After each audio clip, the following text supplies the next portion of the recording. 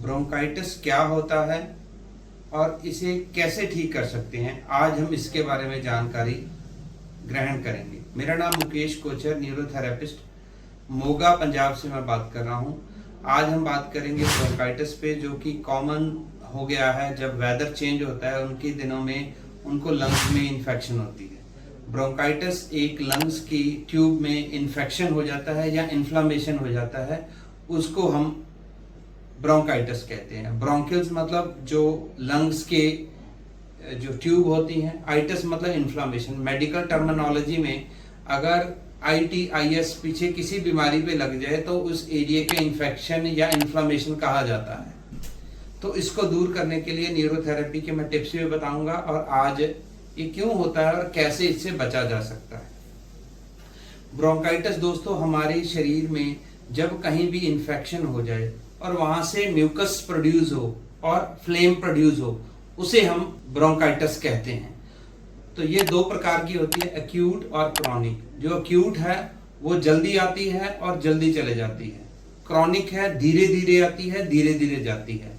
Chronic का एक example है TB, ट्यूबरक्लोसिस, जो कि आपका वेट कम होगा, धीरे धीरे बीमारी आती है, धीरे धीरे चलती है, जिससे दिन में ठीक रहेगा, शाम को बुखार होना शुरू हो जाएगा, खांसी काफी पुरानी लंबी हो जाएगी, वेट लूज होता जाएगा, टेम्परेचर भी आपको इवनिंग में होगा और भूख कम लगेगी। यह ब्रोंकाइटिस के साथ साथ हमें TB की सिम्टम है।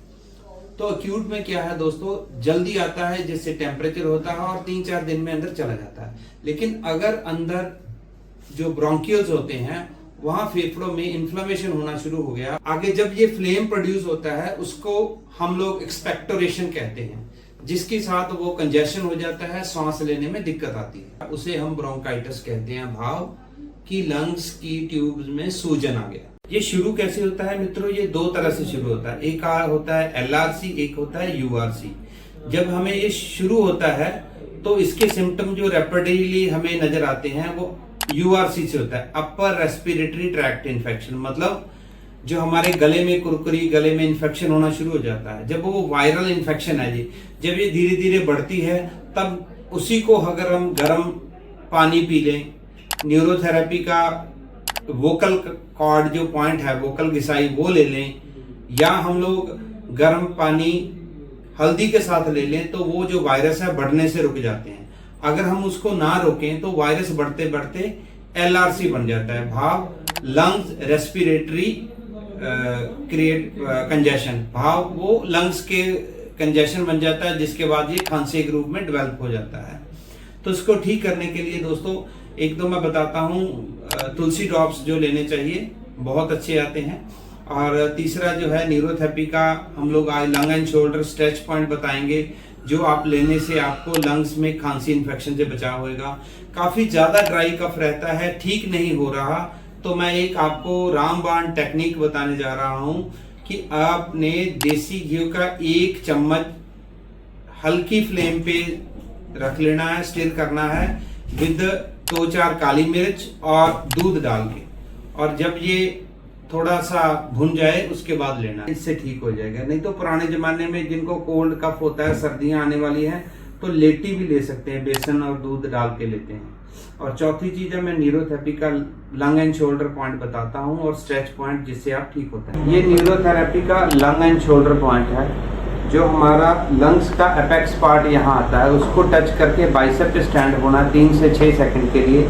इसमें श्वास और लंग्स, खांसी, लंग्स ट्रैक्ट खोलने के लिए और खांसी के लिए बहुत अच्छा है। यहाँ पे पैर रखें, हल्का सा टच करना और यहाँ पे 3 सेकंड खड़े होना, हल्का सा टच करना, 1 सेकंड रुकना और यहाँ 3 सेकंड रुकना।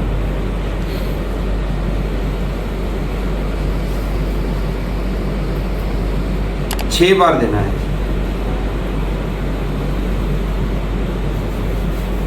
इससे खांसी, रेशा, बलगम, तीनों चीजों में लाभ मिलता है।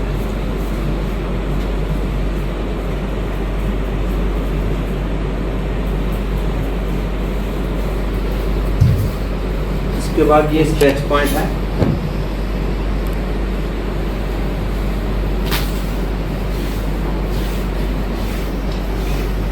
6 बार देने के बाद यहाँ 12 बार